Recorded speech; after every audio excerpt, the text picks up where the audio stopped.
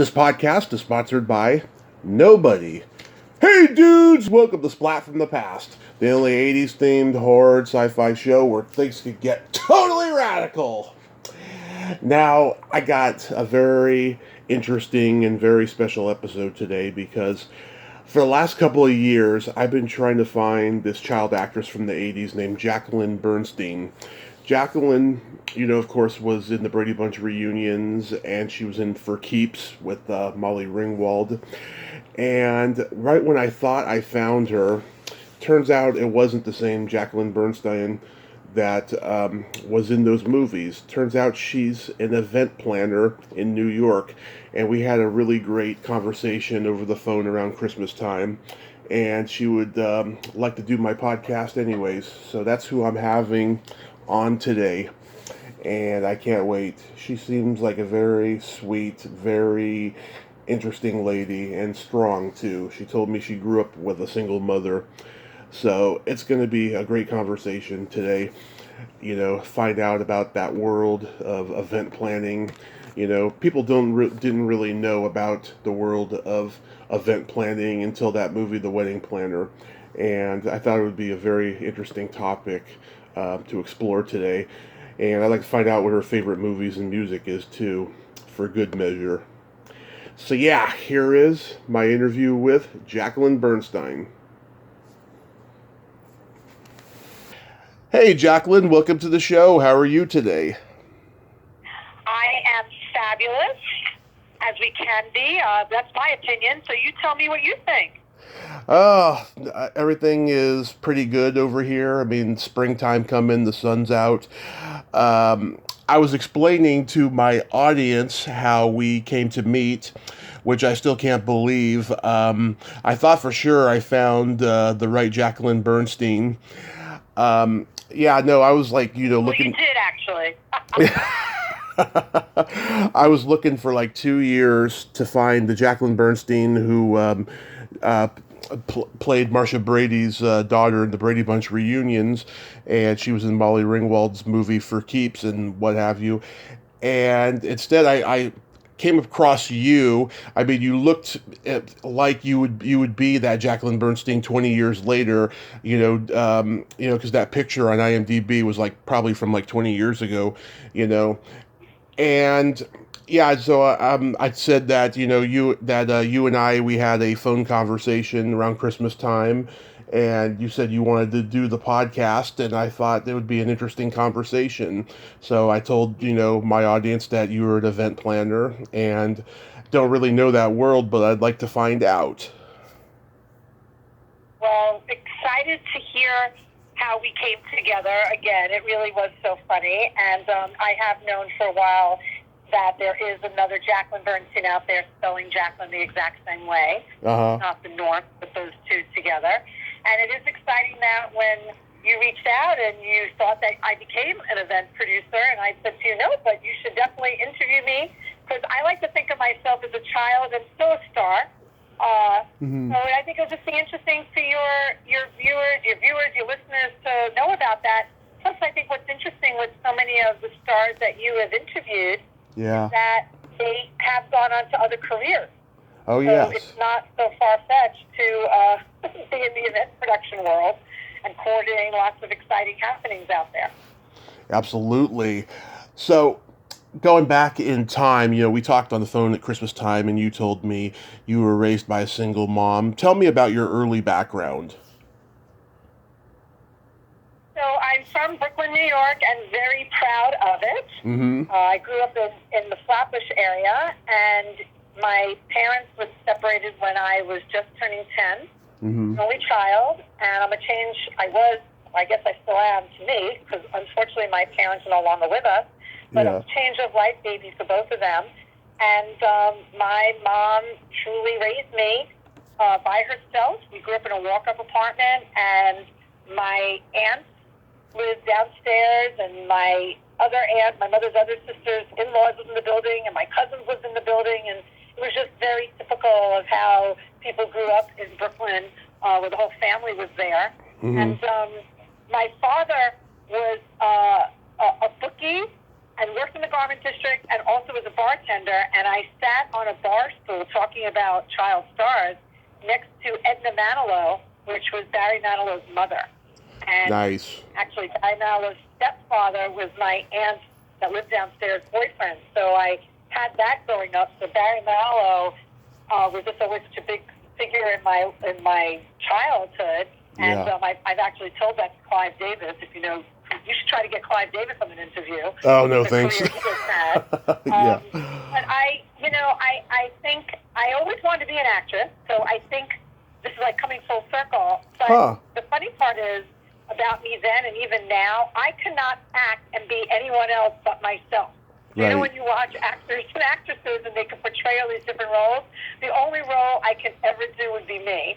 So that's why I guess I decided not to become an actress. But I was just very involved in my school, from elementary school and junior high school and throughout high school and college, in student government and leadership and coordinating activities. And I was president of my class all 4 years in college. And when I was in junior high, I actually represented my district with the chancellor's office. And in high school, there was something in Brooklyn called Sing, where the sophomore, junior, and senior classes all did their own performances, and they competed in one school, and then you competed in other schools. And I was the interesting for 3 different high schools commissioner. So being involved in a leadership role and coordinating activities, fun stuff, events, which is, I guess, what it turned into, was always who I was. And, you know, when you asked about my mom, which truly, she's made me me, because she was a single mom, she had to put me on on welfare and food stamps. And, you know, when you're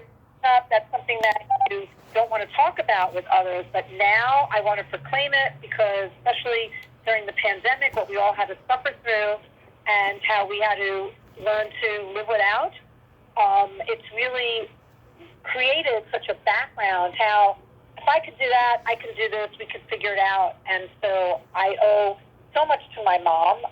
You know, she also sacrificed her summers and worked at our sleepaway camp that my whole family went to. So she was a camp mother. Really? I could go. So she just did so much for me. So me just being involved in activities and doing things and coordinating is just who I am as a person. Except now, socially, personally, I don't want to do anything. When someone says, let's go out, I always ask them, where do you want to go? Because I do that all day long for others. So, but, you know, I wouldn't have necessarily been able to go away to school, but I went to the State University of New York at Albany, and as I mentioned, became president of my class, and I knew I wanted to go into, at the time, I called it corporate party planning.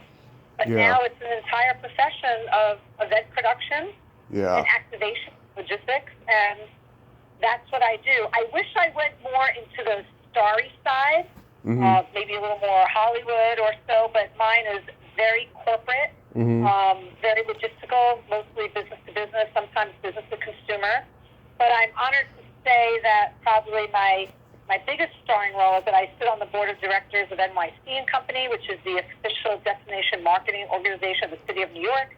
And I sit on the board of directors of the New York City Hospitality Alliance that represents all the restaurants, nightlife, hotels, venues. So being out there in the industry is a love of mine, separate from the craziness of running a company, especially during a pandemic where we didn't do a lot of business. So I went very fast from my early childhood all the way up to now, but I just love that you start off with my single mom because that truly is really what it's all about in my heart. Yeah, I had a single mom too, still do, you know. It's pretty amazing what women can do to raise children, you know. I have so many questions now. You mentioned you mentioned Barry Manilow. Did you know his dog Mandy? No. No, that's not how that goes. But no. But I did know his mother, and I did know his stepfather. And the story is that his stepfather, Willie Murphy, if anyone's listening, is the one that bought him his first piano. And that's who my Aunt Dan, I have to give a shout out to my family, her gentleman friend. I think it's hard to stay dated when you get to be, you know, a certain age. But her gentleman friend for over 30 years was like a second father to me, only because he lived at my aunt, and we all lived in the same apartment building twice, when we lived in Flatbush, and then when we moved to Midwood, right off Kings Highway towards Sheepshead Bay, that whole area, Brighton Beach, Coney Island. So I have met Barry, and not that way, though, through something that he was doing on Broadway, and he has a new show opening up on Broadway, off Broadway, but maybe it'll go to Broadway. And you talk about how someone really makes this from Brooklyn. Yeah. And I think he epitomizes it. So hopefully all of you are fan of those out there. That music is timeless. Oh, yes. As is Cher. When I met Cher, I told her she looks timeless. That's truly one of my idols. Yeah. Oh, come on. You can't go wrong with Cher. Nope, never could. Never can. So, did you go to the sleepaway camp where they actually shot that movie? No. So my sleepaway camp is Camp Windermere, for anyone that's listening out there. The funny thing is, way before I started going there, my mother's other sister, my Aunt Fran, and her kids, Rhonda and Joel, they went there starting in 1967, and my family went there all the way through 88. My family, between my mother, my aunt, my cousins, that generation, my generation, and then cousins after me, went there for 22 years, which is pretty wild. But no movies were shot there. But the owner of the camp, Mike Sharp, again, if anyone's listening, he would always bring famous sports stars to the camp.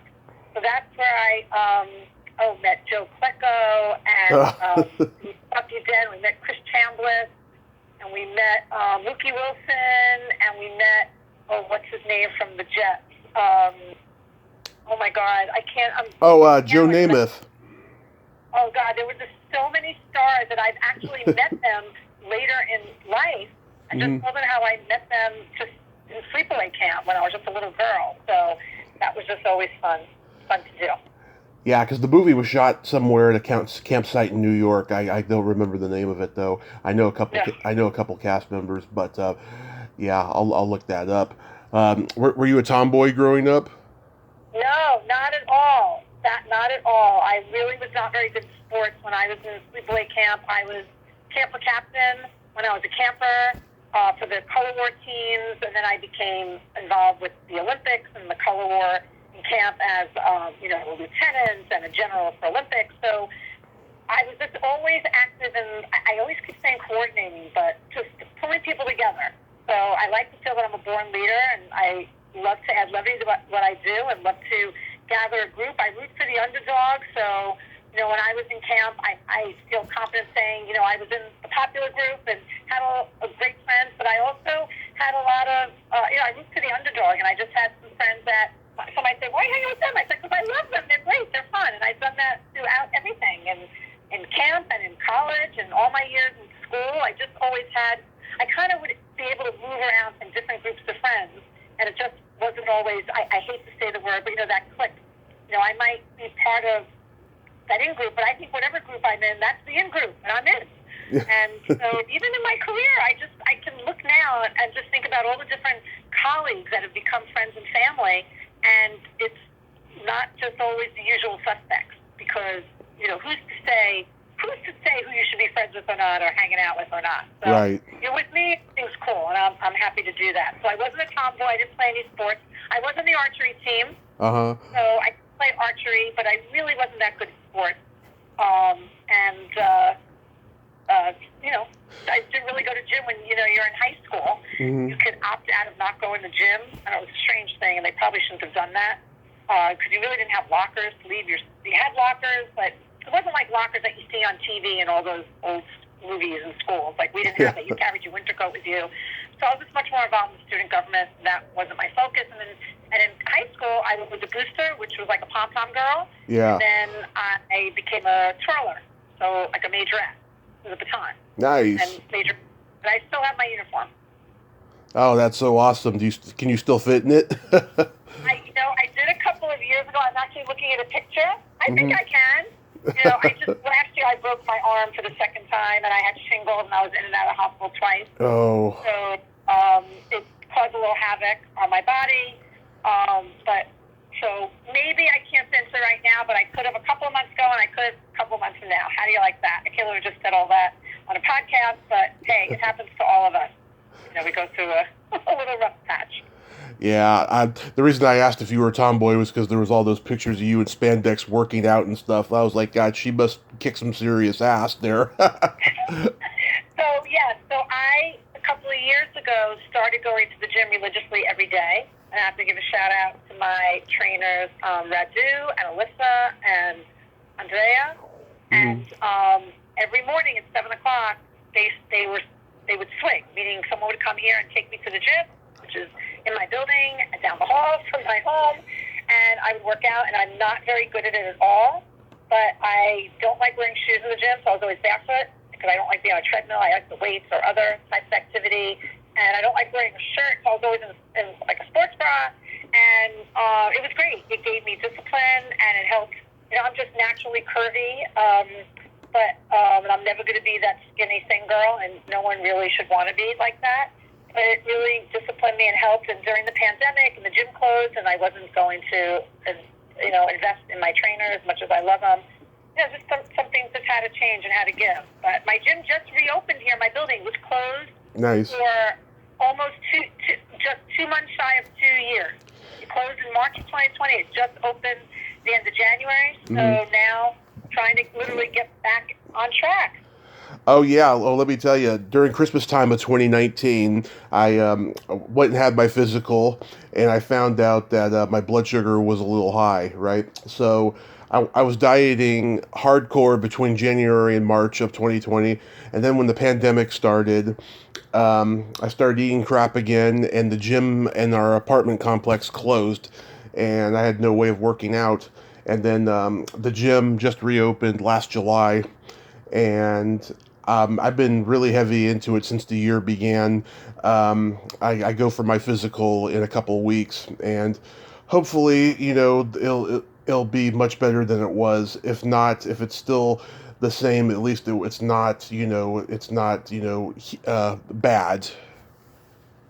Well, I totally wish you luck with that. I think everyone's had an interesting journey during this pandemic. And, when I said, well, now the gym's open, I can get back on track. But quite honestly, at the very beginning of the pandemic, I still got up every morning as if I was going to work, got up, worked out at home, took a shower, got dressed. All right, and put shoes on. And I'm known for wearing high heels. So I literally sat barefoot, a year and a half plus. I think once in a while, we just didn't do that as well as we should have. And you could work out. We didn't have weights at home, and I wasn't going to buy any. I was using my laundry detergent. Yeah. To raise them. And then someone gave me some weights, and I was using that. So I think we all have to be disciplined. We don't need all those fancy machines either. We could do sit-ups. We could do, crunches. We could. There's just a lot of different things that we can do without being in the gym. So I wish you luck when you go and get that physical. And to everyone else out there listening, if I can go to a gym and do burpees, you can. I never was able to do those anyways, especially now with the metal in my leg from my car accident. I can't do any kind of squatting. So walk me through, the primary job functions of an event planner, because, it seems like it's simple, but it sounds like, there's more to it than that. Well, I can walk you through what? I just missed that part. Walk you through the life of an event planner, or what did you say? What specifically should I walk you through? The primary job functions, because the job function. Wow. Yeah. And it's not. And then when you say it's not simple, it isn't simple. It really depends as the planner, event producer, event designer. It really depends on who your client is and what their objectives are. I actually just spoke with a client yesterday who said, I don't know what time the event starts. I don't really know the kind of venue that we want. And, I don't know. You tell me. I don't know how to tell a client what they should have in their event or not, without knowing what their objectives are. Right. What they want to financially invest, or what they want it to look like when they close their eyes, or what after the event. Are you looking to raise money? How much? Or are you looking to the guests just to say this is really inspirational? Or we went to a place that was very indigenous to New York that they've never been to before, or they are from New York City, so they want something that's off the beaten path that they can never find on their own. So our responsibilities are to really listen to our clients and ask them questions to be able to tell us what they envision when they're walking through the event, when their guests are walking through the event, when the event is over, when they look at the pictures and the video of what that event is supposed to be. And then we could make suggestions of what we think they should is a harsh word, but venues they should consider: entertainment, decorative design, lighting, the type of food, the type of giveaways, the program. The content a lot of times comes from the client, because I do mostly corporate. I do all corporate. I don't do any social weddings, mitzvahs, or anything like that. But there's still all the same elements and so many of the same vendors that are the same.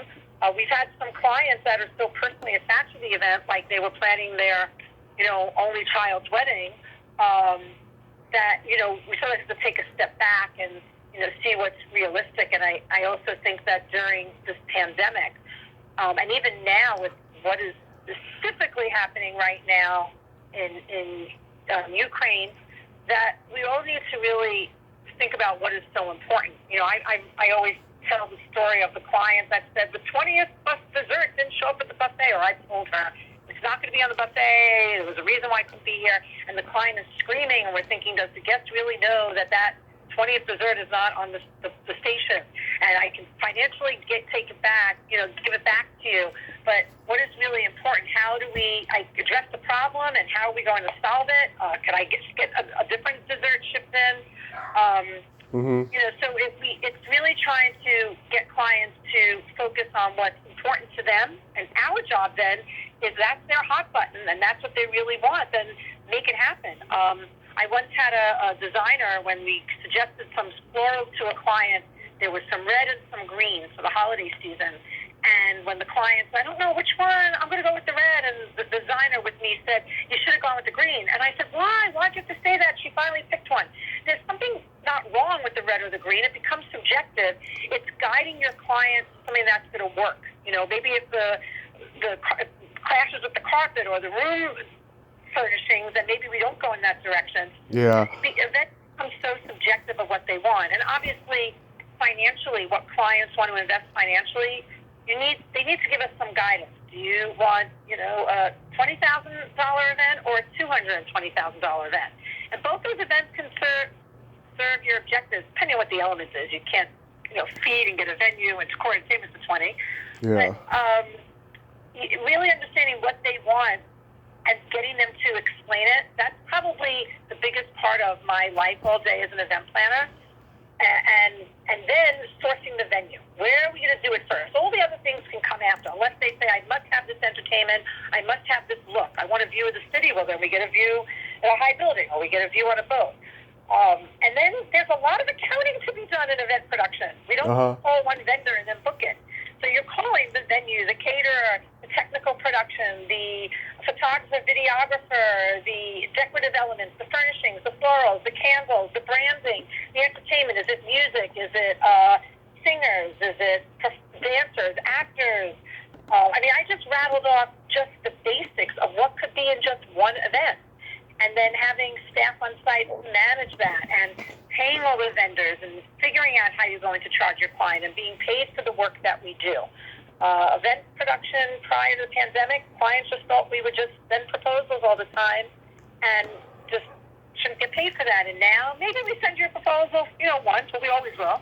We tweak it, you change that, you want to go to a different room, a different venue. But after a certain point, you have to, pay us. And my type of company, and I need to give a shout out to those that are listening, is not just an event production company, but we're specifically called a destination management company, DMC. And we manage events in our destination. So although I have traveled all over the country and the world, I still love to do that. It's always fun to be able to work in other destinations. It's normally easier to work anywhere else but New York City. New York City's tough, even though I know it so well. But my specific place that I mostly service is New York City, New York State, New Jersey, and then Connecticut. So clients come to us that are either based here from all over the country and the world for us to manage events in our destination. And they rely on us to know what's going on and be in the know. And, something I didn't mention at the top of this call, the company I own, I started working at when I graduated college, and then I bought it a couple of years later. So I'm going to own my company. It'll be 28 years this year. And it's my first job out of college. And I'm pretty proud, again, talking about how I grew up. It wasn't like I had a rich family to invest in my company. I always say I wish I had a family business to go into. Well, now I have a family business. Now I'm just going to get a family to take over my business. So I have passion for what I do. I just read somewhere that if you love what you do, that's your passion. But if you're stressed by what you do, then you don't really love it. But it's also stressful because there are so many details to manage. And now, based on the pandemic, everything is short term. It has been the past, year and a half when we started finally servicing business again. Not even a year and a half. The end of December, beginning of last year. And I think our world has been rocked and changed forever. And I hope that out of adversity comes some good, the way we get to operate. And clients have more respect for all of those in the creative industries, and that it's not just a hobby. And that's why I also founded the Live Events Coalition during the pandemic with my co-founder, Anthony Girardi. He always says that people think it's a hobby to be a DJ and bring in some lights and have people dance in a dance floor.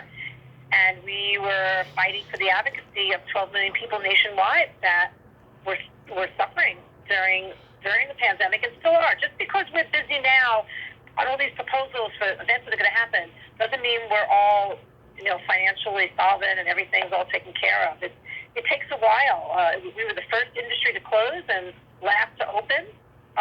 Just in the past week, mask mandates and vax mandates have changed. God knows what's going to come from that after. I'm proud to say that my company also, since last January of 2021, has been building vaccination sites with the city of New York. Thank God for that business to keep us alive. You might have seen on national media the vaccination site under the whale in the Milstein Hall of Ocean Life in the American Museum of Natural History.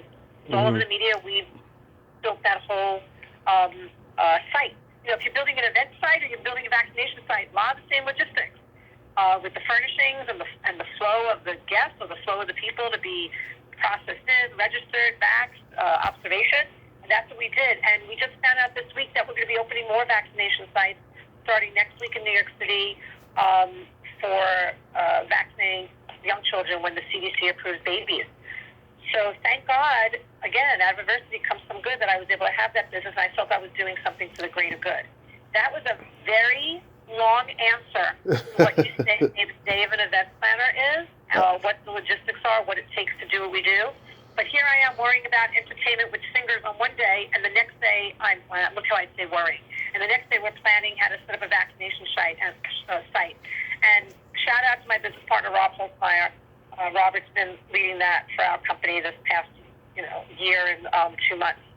And I'm very proud of that. I'm humbled by that. And I'm not proud of having to furlough my employees. And I'm humbled by the work that they have done and those that still do for our company. And we're going to figure it out. There's a lot of great partners out there. Not every company has to be built on just lots of full-time employees, because we saw how that created havoc and so many people had to look for new jobs. So it's my life has been not only managing events and managing my clients' events and the vendors for those events, but my team. And my team is truly my family. I could not be where I am without the people that helped build my company. Lead us an award-winning company.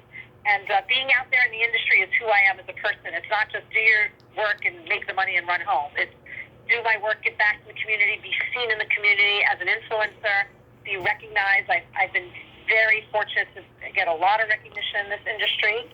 Obviously, you could tell I'm a speaker because I don't shut up. Yeah. And I've won awards for what we've done and been honored for what I still do. So that's where I'm at today. God knows what's going to happen tomorrow. So there again is my long answer, but I hope I hope that helped you, Tommy. Oh yeah, it does. Like I said in the previous call that we had, I don't think anyone really knew about event planners and wedding planners until that movie, The Wedding Planner, because people think it's easy to plan a wedding. Find a church, send invites, hire a band, hire a priest, and voila, a wedding. But there's much more to it than that. Your friend posted on Facebook yesterday that you changed the event planning industry. So how did you do that? I think what I think that post was referring to, I kept it alive during this this time frame of the pandemic. So when the pandemic first started, I would get up every morning and I don't know what I was doing. I was working with cancellations and postponements and trying to see where revenue was going to come from and keep my team that was all furloughed informed of any opportunities. But we didn't do any business from March of 2020 till December of 2020. Mm-hmm. So no business whatsoever. Had to send refunds back to clients, and so it was really scary. And at the very height of this, in that March, I said to people that I know that are very involved with inner workings in the city, I said, well, I'm just going to walk over to NYU and see if I can help out. And they said, it doesn't work that way. You don't just volunteer and walk up to the hospital.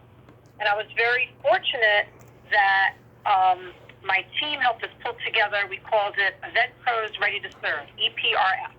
And we amassed a lot of the staff that we use on site on events, entertainers and licensed New York City tour guides and logistical people that would assist our team when we needed to add more than just the employees of the company to be on site. You know, there's a lot to do. You have to advance the breakfast setup. You have to go to the venue off site. You have to be outside to make sure the vehicle's on site and make sure the entertainment's in place. Someone's there when the designer's loading in the floor, all that. So through colleagues of ours, we had a client who used to do fashion trade shows in New York, and we partnered on an education show, and I owned a show called Flavors of Fort Lauderdale, and we worked on another show called Cook, Eat, Drink, Live. So with that connection, this particular person in fashion reached out to a lot of her colleagues that exhibited her shows to get donations. T-shirts, sweatpants, sports bras, flip-flops, perfume, face lotion, gloves, jackets, anything that people would donate. And I pulled together my Event Pros Ready to Serve, and starting in April and through June, we put together 3,000 gift bags, and the organization was called From Fashion Above, to the visiting nurses that were visiting New York City and working at the time. I mean, I'm in an area, I live in Flatiron, Nomad, Chelsea Heights, East area, and there's a lot of hotels here, and they were all just filled with visiting nurses, and there was a big route that went to all the city hospitals. And so we put together 3,000 gift bags, and we had an event, which you shouldn't even have. And I guess we got together at the end of March, but this was in April and May. We had a red carpet at the event. We had a step and repeat for photo ops. We had banners. We had a DJ. And it was all done through visiting nurses. Jose Andreas' World Central Kitchen gave food away at the hotels. And you actually see him now out in the countries bordering Ukraine giving out food for the refugees. And I felt that we were giving back. We didn't get paid. We were okay not getting paid. It became like another job for me, but that was okay. The other job that I had, my career, my company, wasn't earning any money. But if I didn't do that, I would have felt that I wasn't doing anything. And I had seen online that there was a group of event professionals that started something called the Live Events Coalition. We answered, it was in March, on Facebook, one of those raise money or, like not a survey, just kind of join in, support our efforts. I can't think of the right word right now. And that became into a full-fledged national organization. And the national organization reached out to me and a colleague of mine, Anthony, who I mentioned earlier, and said, would you like to run this in New York? I said, I don't have a team anymore to run this. So Anthony became the president. I became the executive vice president. But together we co-founded the Live Events Coalition of the National Coalition, and ours is from New York, New Jersey. And I started working with our advocacy with other event colleagues that I had known, but not necessarily had worked with before. Not the usual suspects. Some were close friends, some I didn't know, some I knew their names. And boy, we just became this great support group for ourselves. And we put together a rally in Times Square. It was my ask that got Times Square Alliance to give us Times Square, and it was my ask then that reached out to the owners of Godzilla, which is the largest billboard in Times Square on the Marriott Marquis, largest football field. They gave that to us complimentary. Show the world what it's like when there's an empty event. So we set up an empty event. We had tables and chairs and signage in Times Square. We got media attention to show the government what we were trying to do was that so many organizations, such as restaurants, and you support our brethren in restaurants, and the travel industry were getting support. But the event industry kind of is in the middle and blends, and it's gray area. Again, we were the first to shut down. It was all over the media. You can't go to a sporting event. You can't go to a convention. You shouldn't fly here. But our industry was left out pretty much of getting any specific funds. Those of us that are owners, we got PPP, and people got their checks in the mail, but there really wasn't anything like the Shuttered Venues Act or the Restaurant Revitalization Act for money for people in the event industry. And the outcome now is that people are recognizing our industry. We had lobbyists down in Washington that partnered along with the U.S. Travel Association to let members of Congress know about our industry. I've been on Zooms. I was on a Zoom with the governor of Connecticut. I was on Zooms here in New York with legislatures. I saw Chuck Schumer, we went to the same high school, and I saw him at another event. I went up to him, and friends of mine from high school, their mothers worked with him, and he had spoken at all my graduations. I sat on my high school graduation stage, a couple of seats away from Chuck Schumer. I don't know if it was next to him or a couple of seats away. And I said to him, you really need to not just focus on restaurants, you need to focus on us in the event industry. And I told people on the Zoom, anyone that was a politician, I said, when you do a fundraiser and you do an event and you get on stage and the lighting is on your lectern and you have an audio and you're on the stage and there are people in the audience sitting at tables eating and drinking, that's an event.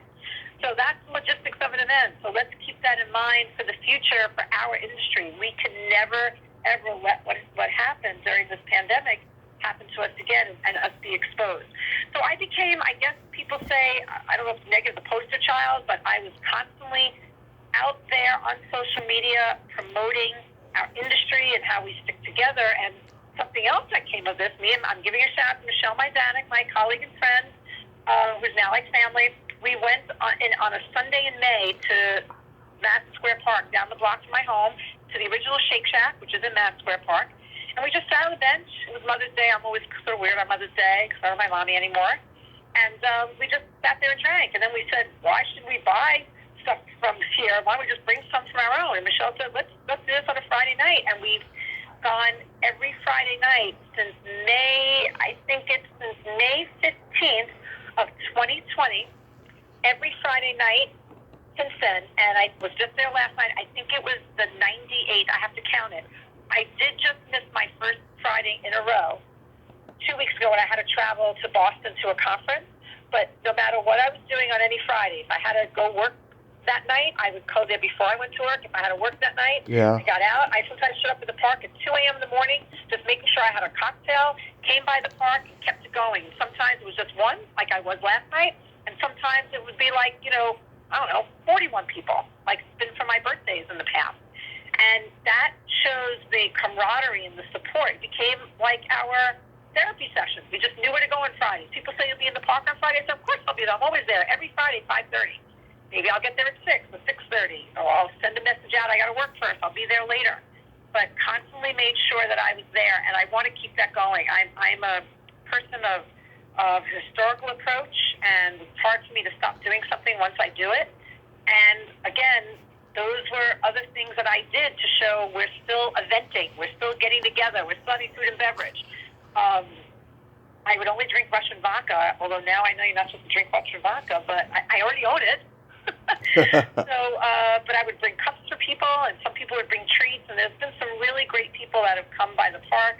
Last year on my birthday, although it's not on a Friday, but I held my birthday there, a friend of mine, Michael Lano and Gio, I'm giving a shout out, they brought a parade float to my birthday. They brought a parade float to the park to my birthday, and then we took the parade float, drove up to Times Square, came through Times Square on a parade float to my birthday. That will always be memorable, and my plan is to do it again this year.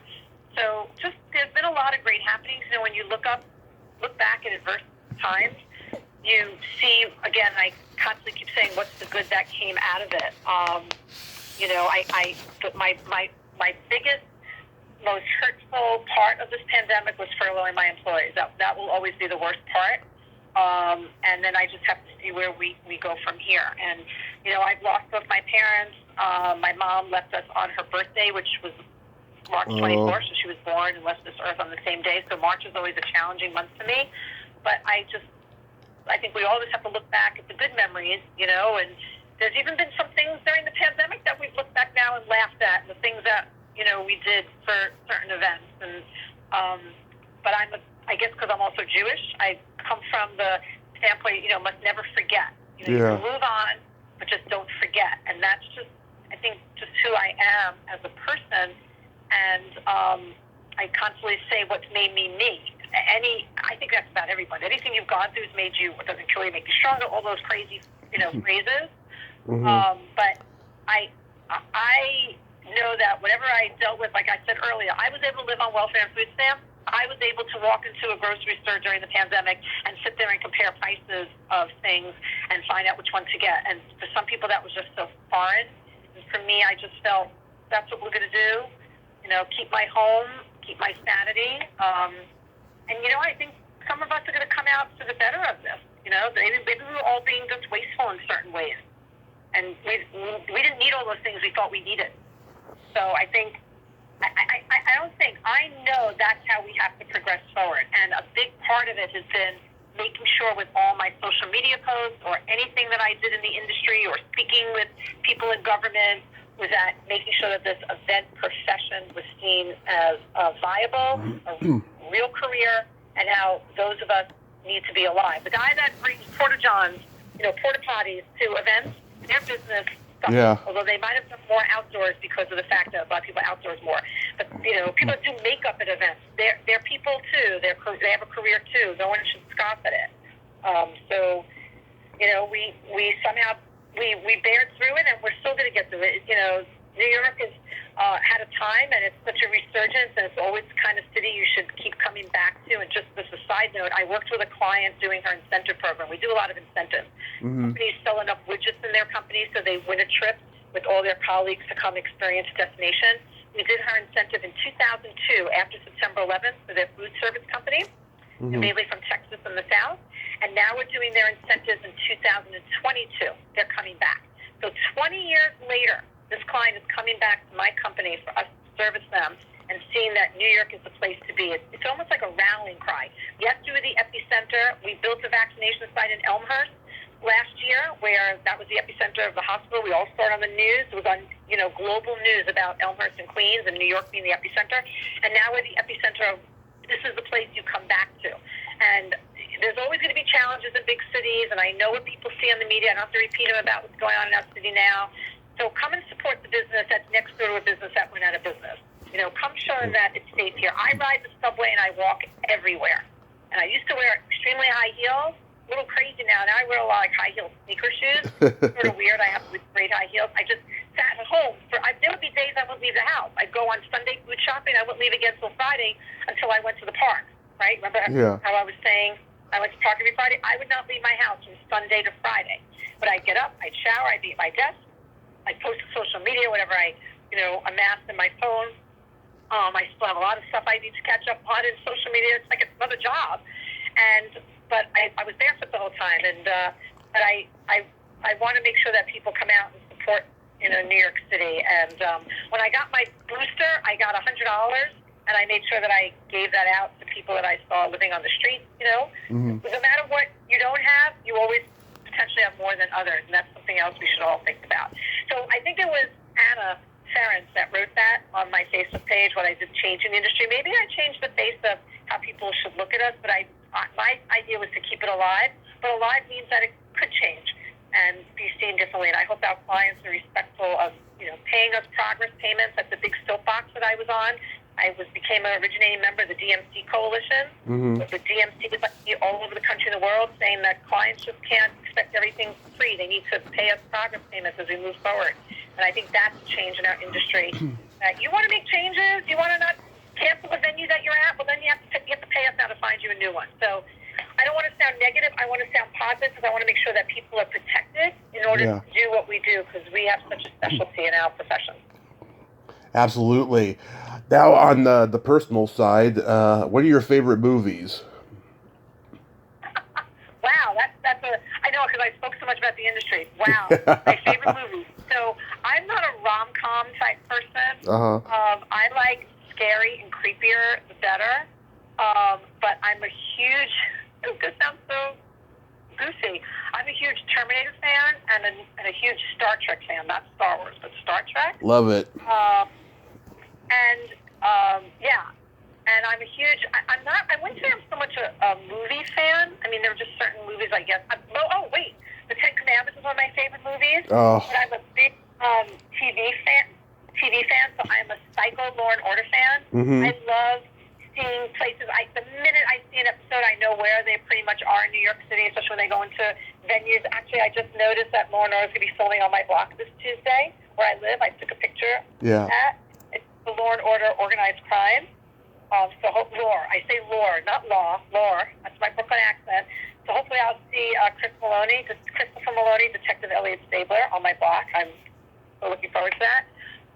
You know, during the pandemic, everyone was watching Tiger King. I watched the show on Netflix. I highly recommend it to those that would be interested in this. It was called Tomboy, and it was took place in Marbella, Spain, and it was like a murder mystery with a guy that worked in a strip club. Yeah. So I'm thinking, why watch Tiger King when you can watch these handsome men from Spain as strippers, and it's a murder mystery, which I love. So yeah, and I watched the whole 3 seasons of Shtisel in Hebrew, and although I didn't speak Hebrew, I watched the whole thing in Hebrew with the subtitles so I can get a little better. But yeah, I have a very eclectic taste of things to watch. Yeah, I love all of that stuff. Yeah, I mean, I love all the old stuff, obviously. You know, that's why I like to chronicle it on the podcast. You know. What about music? I'm a huge Michael Jackson fan. Always have been. I haven't seen the movie because if I saw that, people say I wouldn't be a fan. I grew up in Brooklyn, so that whole era, even though I was very young, was disco is really important to me. I love that. But I love all pop music, so I love listening to the music of today and what's very danceable, to the music of, before. I don't want to say oldies, but, disco or really just great dance music. I think Pitbull is a genius because he collaborates with everyone. I love what he does. That's kind of like who I am as an event producer and a professional. That's the way to do it, to have a lot of different people on your team or serve on their team. I do that now with my vendors, so I really love how Pitbull has done that. But I truly am a Cher fan. Like if I could, when I'm on stage, if I do karaoke, I'm doing Cher. I also do Tina Turner's Proud Mary. So yeah, and I also, love like those 80 rock groups. I'm a big Who fan. Yeah, same here. So yeah, so there you go. I just saw Michael Jackson on Broadway, the show MJ, and it was true to form. And I was amazed when I got to meet who plays him at the stage door. I was shaking. I almost felt like I was meeting a star. I will say I was at a Michael Jackson concert many years ago. Alyssa Glenn, Zodikoff, are you listening out there? And he was singing She's Out of My Life, and he gets like down the edge of the stage, and it's quiet. It's not like the whole band is playing. Yeah. And I scream out, I love you, Michael. And he screams back, I love you too. And it was to me. That's a fun story. I saw The Who in 2016. It was just Roger and Pete, and they were really funny between songs. It was a great concert. Yeah, they are great. True rock and rollers. Yeah, I mean, my first real concert was Alice Cooper in 2000, and he did like at least 1 or 2 songs from every album he ever recorded, except for those albums that he was fucked up on in the early 80s. But he did at least 1 or 2 songs from every album, and it was one of the top 3 best concerts I've ever been to. Probably the best concert I've ever been to was Rush on their farewell tour. I've never seen Rush in concert, and I would have loved to have seen him. What's his name? The lead singer? He's Jewish. Geddy Lee. Yeah, Geddy Lee. That's it. Yeah, that's how us Jews are. We like to collect each other. We like to point out who they are. Oh, God. Yeah. I mean that in a positive way. Whoever's listening to that, that's something that's a big part of me. And I being Jewish is not just religion; it's almost like a nationality, almost like being from Brooklyn's a nationality. Yeah. What type? And that embraces who I am. I wish I could stay Yiddish more. Only verstehe the Bissel Yiddish or understand. And it's just part of who I am. I almost feel that my personality and the way I talk and the way I do things, the way I say things to people and tell clients what we're going to do, I can only get away with doing it in New York City. So I'm thankful I'm from here. I couldn't imagine living anywhere else unless there was a really rich guy that would take me to live somewhere else, but we always had a place in New York. but that's what's just so exciting about traveling, because I just feel that I have that, in my spirit. I just love talking to new people. Just that's just I think that's also what's great about events. You get nothing is exactly the same each time. There's always some twist that's different, and you meet different people along the way. That was a big sidebar, I guess, from movies and music, but there you go. It's not too late. It's not too late to study Yiddish, though. It isn't. I read a lot of books on it. I try to, I think when you get older, it's just hard to learn a new language, like kids. You wish your parents spoke more. They spoke it in front of you, but you didn't know what it meant, because they did that when you were young, so you wouldn't know what it meant. That was the whole purpose of the language. Now there's no one necessarily to speak it. So yeah, I can still do it. That's actually, it's funny when people say, what is the one thing you wish you did during the pandemic? And no, I didn't really care about making banana bread because I don't cook. Yeah. I didn't clean out closets, which I should have.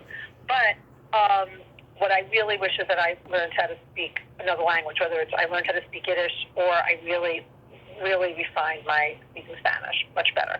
Because us Americans only speaking one language is goofy. But I can say cheers, to your help, l'chaim, salud, salute, in so many languages. So I'm always ready. Whenever I meet someone at a bar, how to say cheers in their language. Nice. Have you ever been married? I've not been married yet.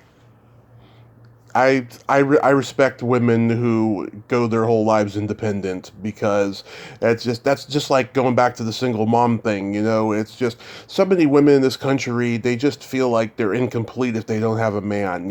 But the women that go through life without a man, I have so much respect for them. Well, I appreciate it. I think that's a great way of putting that, because there are people I think that don't think they're complete. I do feel there are times that I feel something is missing.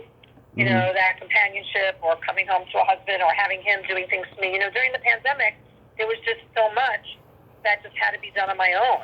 And I constantly point that out, not in a negative way, but to my friends that have a significant other, a husband, boyfriend, whatever it may be, that just know that I don't. So when you're like, oh, it's snowing out, because I'm looking at snowing right now. Oh, I got to run out and get something to eat. Honey, I'll go do that for you. Right? Yeah. That would be great if my husband was here to go do that, or a boyfriend, or someone who's listening out there that wants to go get something to eat, bring it over. Come on over. So I think that there are certain things that are missed with that, but it's not always so good. I know a lot of people that have been married and unmarried and not always happy, and I get to do whatever I want. I know I've had friends that are married. Well, my husband doesn't want to do this, so I'm not going to go. I said, well, then he stays home and then you go. I don't think it always has to be a partnership that way. I think partnership is respecting your partner. I am disappointed that I have not had children yet. When people ask me if I have any kids, I always say only the ones I date. But that having my own child would just be something to create someone in my image. Or unlucky me, it would be the exact opposite of me. Who knows? That's just I knew my mother really wanted that as well. Me being an only child, she would just always want to be a grandmother. At one point, she said, "I don't care if you're married, just tell me you need the baby." So, but my business is my baby. So there are just other ways. I don't have any animals. So I'm not going to say my doggies and my baby. That's not my style. That's not my thing. Yeah. But, all my friends, kids, even my cousin's kids call me Aunt Jack, or Tanta Hana. That was my Aunt Dan, my mother's sister. Tanta Jack, Jacqueline. Mm-hmm. So, I get loved in so many other ways. My business partner, Robert, says that I am one of the most loved people he has ever met and known, and especially in this industry. And that's what I thrive on. That is truly...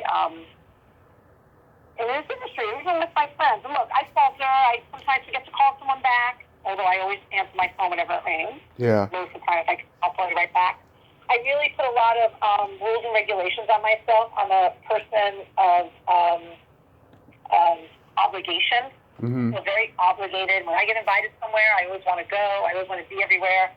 When I broke my arm last year, I went to 3 different July 4th parties between New Jersey and Long Island, and riding the rails and subway and New Jersey Transit, Long Island Railroad, because I just figured I can make this happen and be there.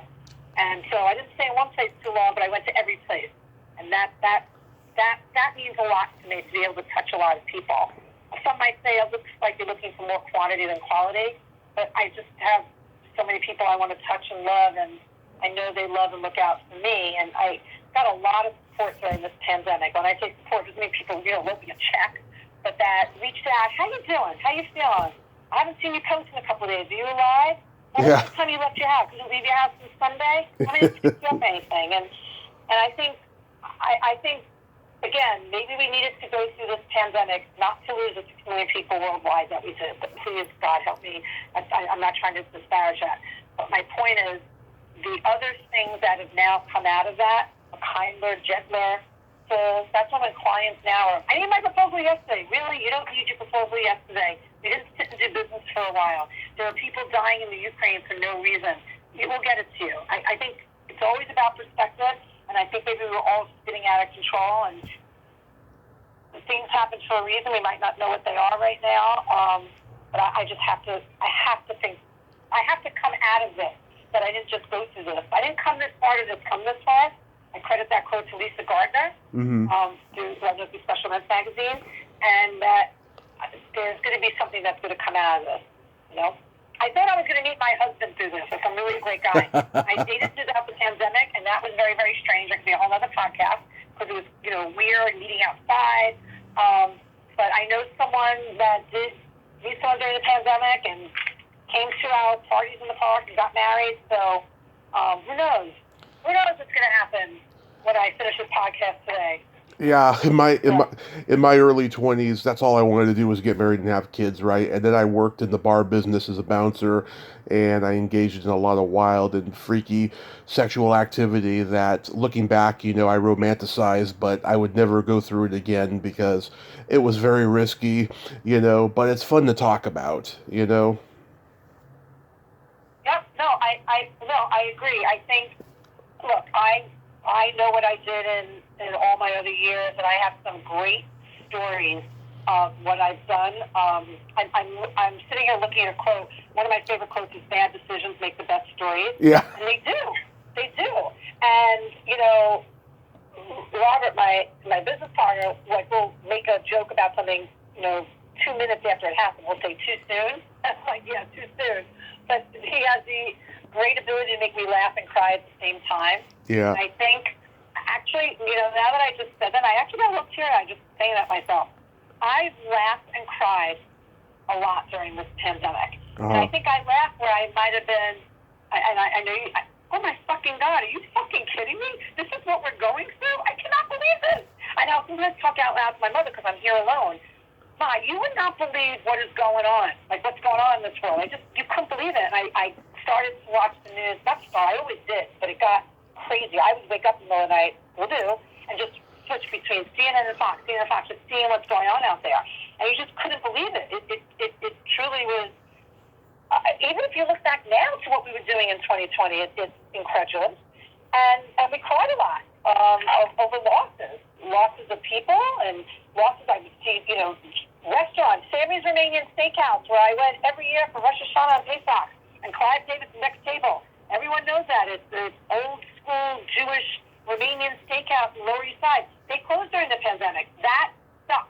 I mean, there's a lot of other businesses, but that one really resonates, Just a store in my neighborhood that I used to always go to just to buy shit. They closed. Those losses, this is separate from the people. Losses of money, and again, the losses of furloughing my employees. Horrible. But we're going to see, I hate the phrase, but you're right, one door closed, another door opens, or just something new. And I hear when people say we're going back to normal. Never normal. Maybe that wasn't normal. It's not even new normal. We moved forward. This is what it is. A business like mine, and those of us in New York, we went through, September 11th was, beyond tragic, and what went on, and what we lost, and thank God we were alive. And I was on a plane that day. I was the first plane to take the last plane to take off out of Reagan National in D.C., and I was flying to New York. I didn't land until much later in Baltimore, and no one knew where I was. I had employees that One, she ran out of her home and saw people, unfortunately, falling from the World Trade Center where she lived. Another one, her boyfriend said, the building's coming down, I got to go, and hung up. We didn't hear from him for hours. Another one, her husband worked at the Pentagon when it was hit. So we had and other employees of mine, shout out to Sheridan, but unfortunately she saw the second plane hit the World Trade Center outside the window, by our offices, live. So we had a harrowing day that way, but thank God we're alive, right? Right. Yeah, so we lost over $2 million, I think $2.5 million worth of business right away canceled, but we came back. Then then the economy in 2008, and we had to, make harsh decisions then, and with salaries and all, but, we came back, and here we are. They're all different. You can never compare that they're the same, but they're just devastating situations that change and rock our world.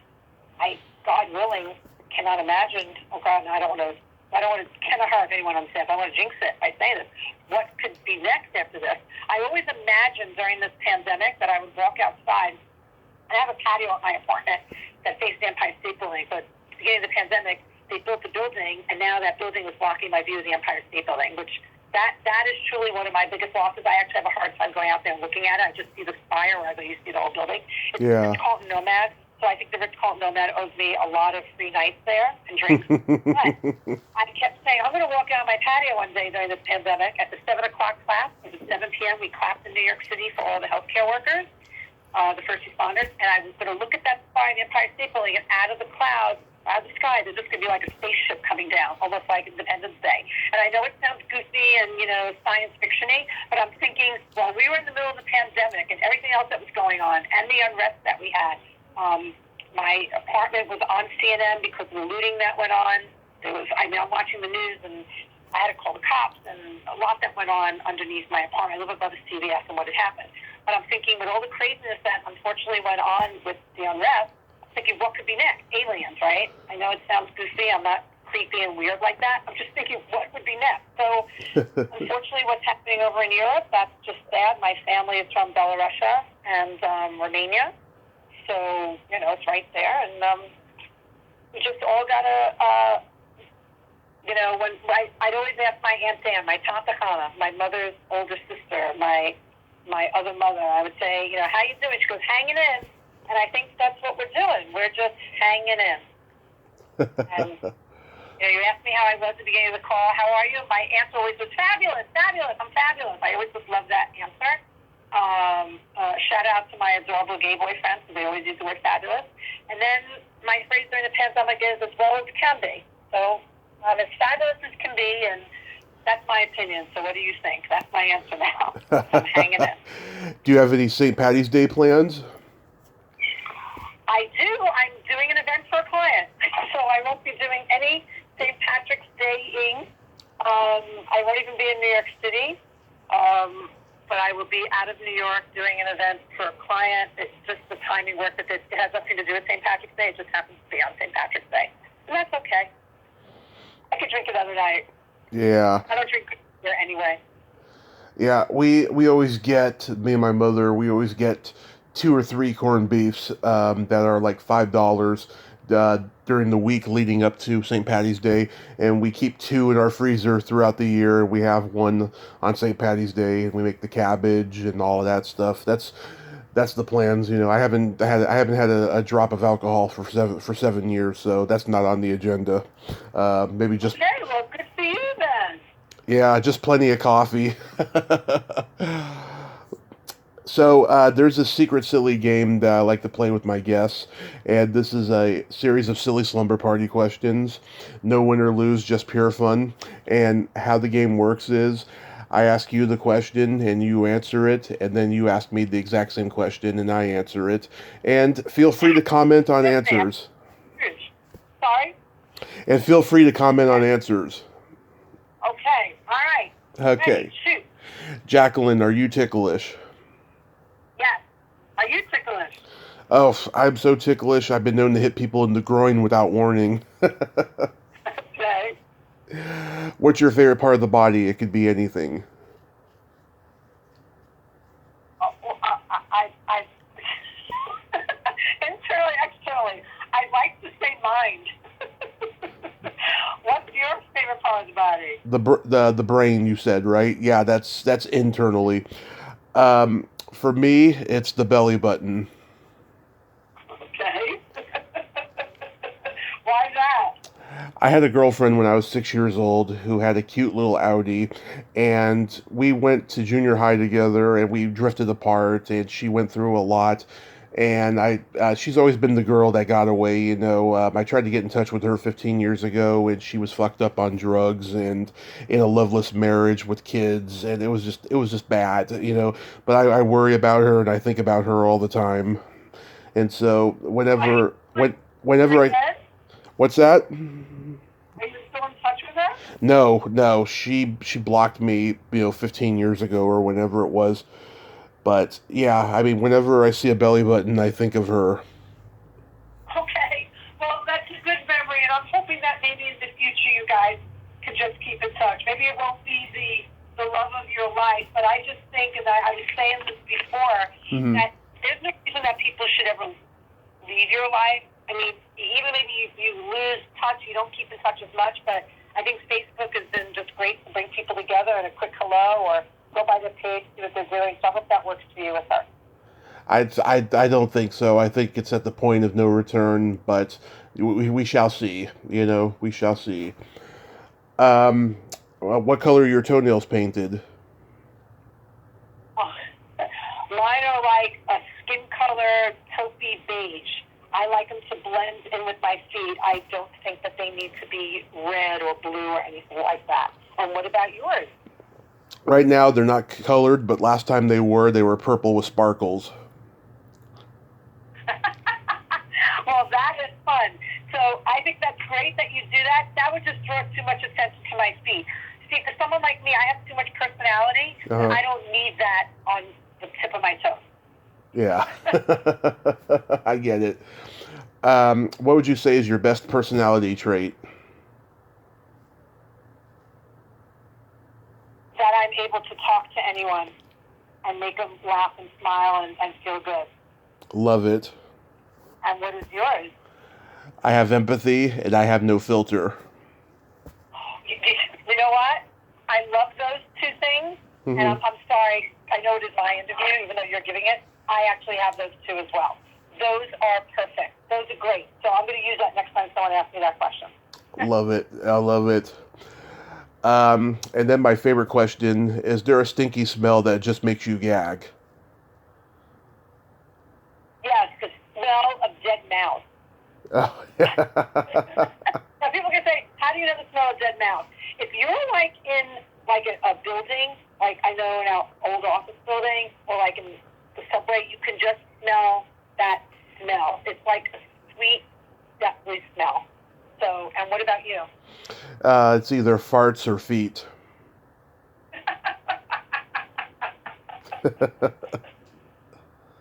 Oh my God. Yeah, those are awful. Those are awful. And I got some jokes for you. Okay. What did the blonde say after she gave a blowjob? Oh boy, what did she say? Way to go, team.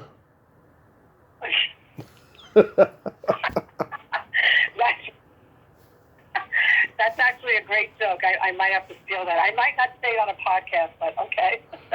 Okay, you could steal all of these. You know the difference between a golf ball and a G-spot?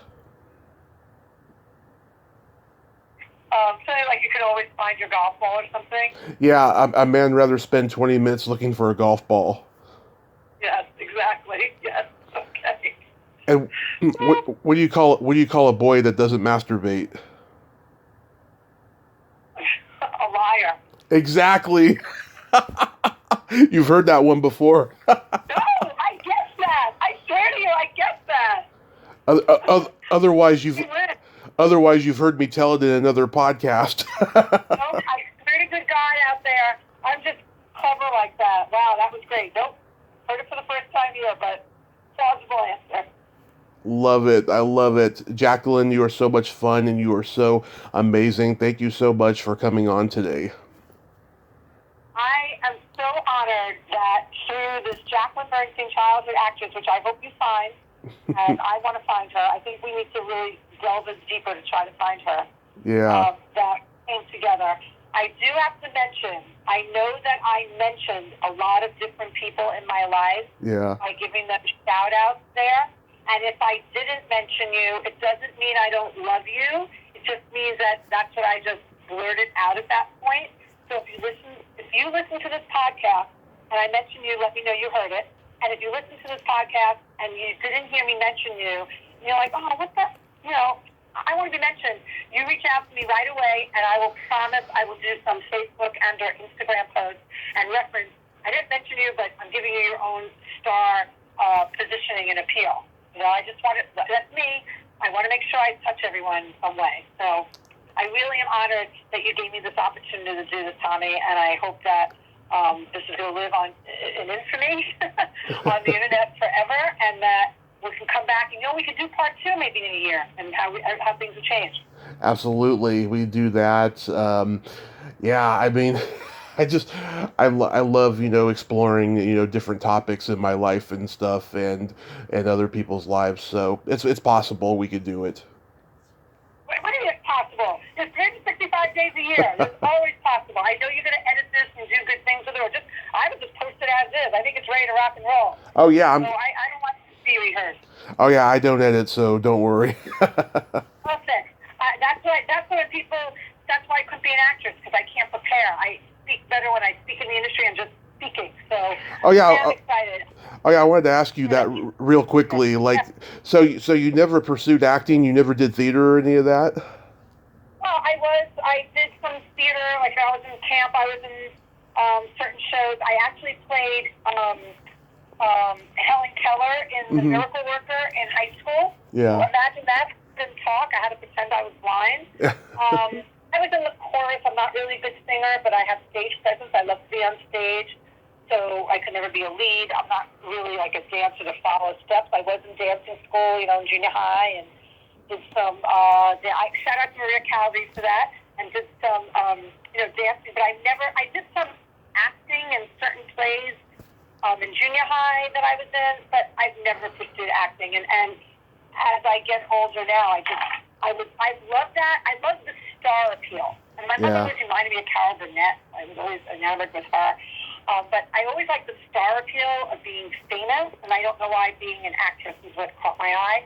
But I don't want to say, but am I always acting? Because no, I am so real. Like, you have no filter. This is who I am. Someone said to me, I can't remember to say this, you don't do cocaine? I said, no. That's kind of, this is who I am naturally, and I could not play any other part. I could not be quiet and demure. I always have such high regard for the actors and actresses when you see them in one role and then another role, and that's not even who they are. Mm-hmm. So, no, didn't pursue it. I guess I'm just acting my way through life as myself, and we'll see how it all works out.